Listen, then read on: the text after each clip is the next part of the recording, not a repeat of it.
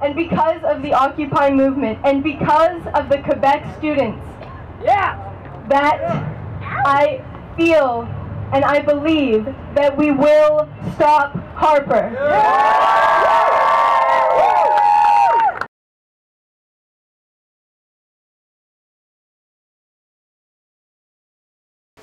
There will be a lot of labour unrest in Ontario, starting very shortly. I've actually got an emergency meeting of the heads of unions coming up on the 26th, and we're probably going to go into an emergency meeting of the Ontario Federation of Labour for all unions in the province, and we'll invite civil society in there as well, the Occupy movement, and we'll put together a plan to take on the government in Ontario.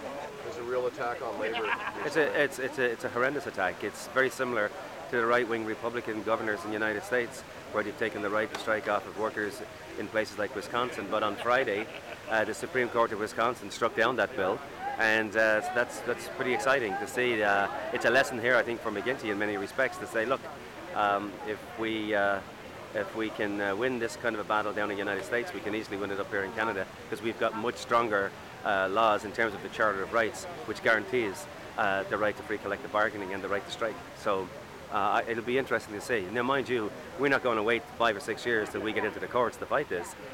We will have people on the streets, mass mobilization of our members in the very near future. We just need to get into that emergency convention of the OFL, and let's put some people on the streets. Are unstoppable! Another world is possible!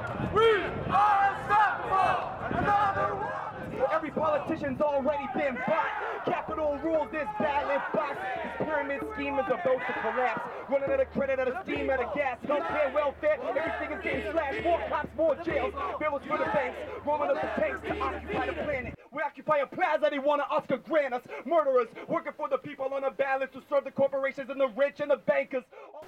And we're here to tell Harper that we don't agree with these policies. We don't agree with this extreme right-wing agenda that he's taking this country into. And we're here to demand that he resign immediately.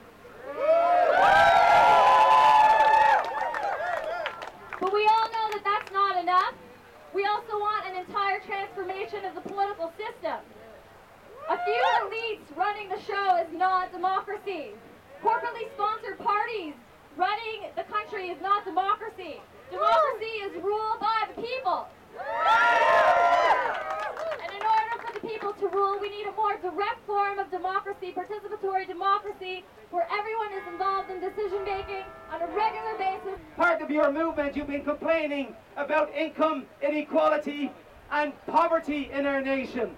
That was a central theme of the Occupy Toronto. There's no question you were indeed showing there's a different way to deal with people with physical and mental disabilities who are living on the streets of Toronto. You took them into your community and you actually set up a model community to show how we have a responsibility each to one and one to the other, and that everybody should have an equal opportunity at getting ahead in life. And we should not be marginalizing people based on the fact that they may live in social housing, or the fact there are 360,000 people on the waiting list in Toronto for a social housing home, an affordable home. That's a message that you began to take to the streets. And yes, some people in the media said that your message was too diffuse. I tend to disagree.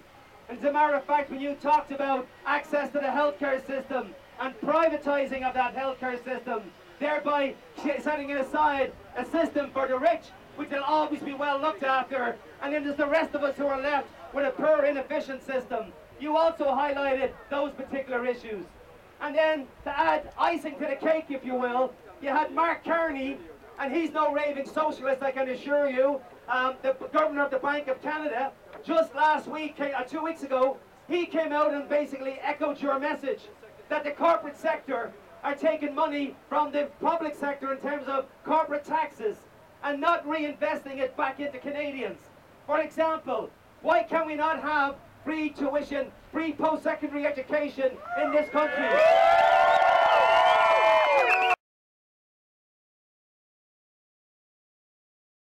Form a circle, don't all... Come in. There we go. Oh, yeah. Girl. girls. Yes.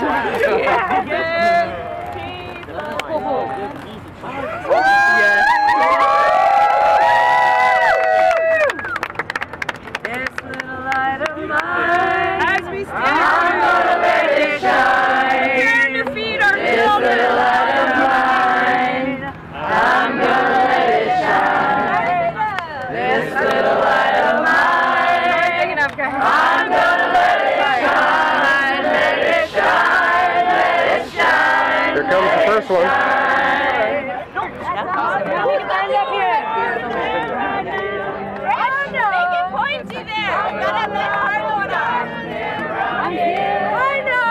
Yeah, that's perfect. I like that.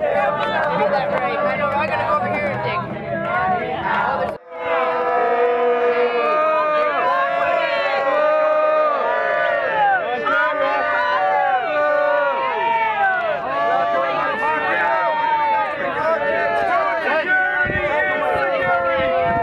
Back away. Get pictures! Back away. Back away. Back away.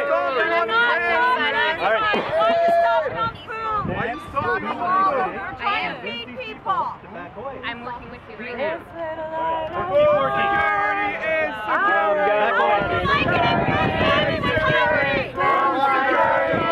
Security is security. Back away. That I, myself, and my family will not be able to come and play frisbee on the lawn. But no, having said that, what is stopping another group, another, and to do the same thing? Then before you know it, that's right. So Then before you know it, this whole place would be a garden. That'd be terrible. Wow. Well, it's not terrible, but it takes the freedom away from other family Canadians to be able to enjoy this. So that's right. So I think it's all about respecting other family individuals. Gardening on the hill with my friends and family. Gardening on the hill with RCMP and paramilitary police.